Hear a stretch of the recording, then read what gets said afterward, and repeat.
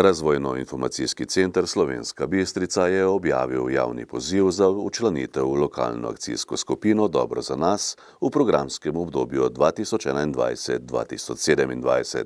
Programsko obdobje 2014-2020 se počasi zaključuje. V tem programskem obdobju z nami sodelujejo 4 občine, torej občine Makole, Poljčane, Slovenska Bistrica in Rače Fram.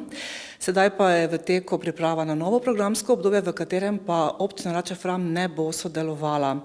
Iz tega razloga smo objavili nov javni poziv za včlanitev torej v novo lokalno akcijsko skupino, ki pa nadaljuje z delom in pod istim imenom, torej Las Dobro za nas.